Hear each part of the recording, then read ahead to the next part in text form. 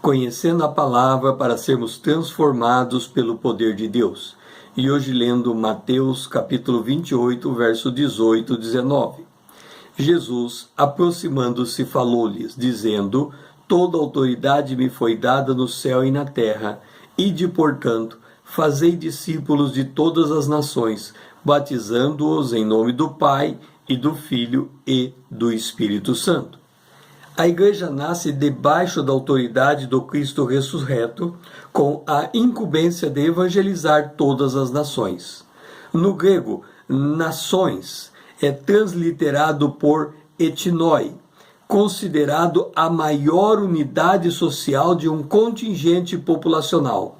Isto porque na sequência ascendente temos o clã, a tribo, o povo, então vem a nação. É preciso sustentar aqui que a ordem não é pregar a todas as famílias, mas a todas as nações. Não é pregar o evangelho a todos os povos, mas a todas as nações. Não a todos os idiomas, mas a todas as nações. Por que é importante salientar essa diferença, essa distinção?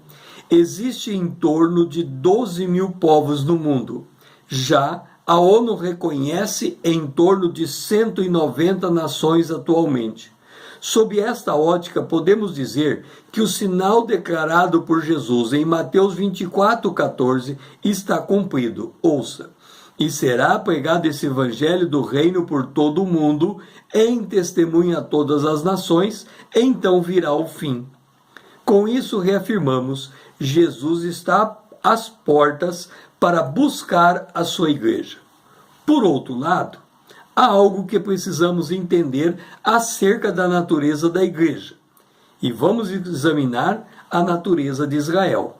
Israel é o testemunho de Deus para as nações. E por quê? Em Gênesis capítulo 10, o versículo 5, ficamos sabendo que cada nação se tornou responsável por uma extensão territorial. Hoje o Brasil possui 8.516.000 quilômetros quadrados. Em Gênesis capítulo 15, o versículo 18, Deus deu a Israel do rio do Egito até o grande rio Eufrates. Está em Gênesis capítulo 15, versículo 18. Hoje, Israel tem 20.770 quilômetros quadrados. Isso significa 0,25% do território brasileiro. É menor do que o estado de Alagoas e é menor do que o estado do Sergipe. Agora, observe, não há uma porção de terra prometida à igreja. E por quê? Primeiro, a igreja é corpo de Cristo, sendo Ele próprio, Jesus Cristo, o cabeça da igreja.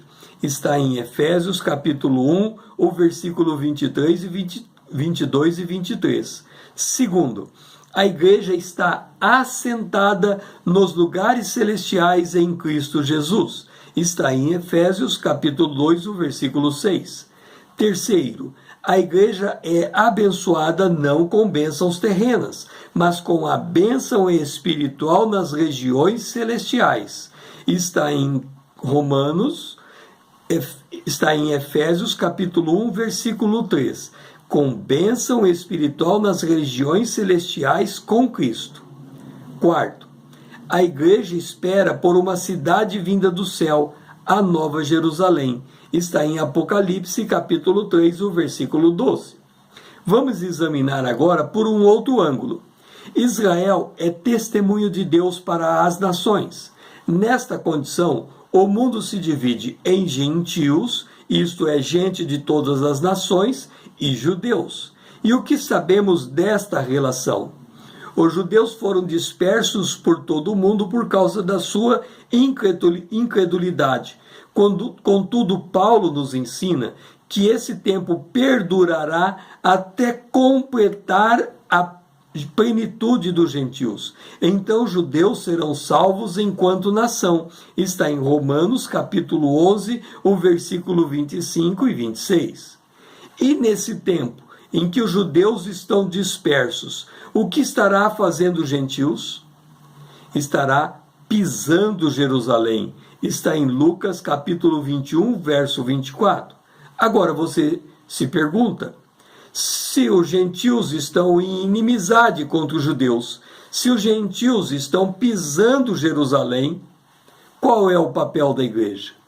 Ouça, está em Efésios capítulo 2, o verso 14 a 16. Porque ele, Jesus, é a nossa paz, o qual de ambos, judeus e gentios, fez um. E tendo derribado a parede de separação que estava no meio, a inimizade, aboliu na sua carne a lei dos mandamentos na forma de ordenança, para que dos dois, gentios e judeus, criasse em si mesmo um novo homem, fazendo a paz, e reconciliasse ambos, judeus e gentios, em um só corpo com Deus, por intermédio da cruz, destruindo por ela, isto é, pela cruz, a inimizade. Com isso, resultou em que a igreja é formada por judeus e gentios em um só corpo. Eles são agora um novo homem do céu em Cristo Jesus. Assim, há uma completa distinção entre o papel de Israel e o papel da igreja.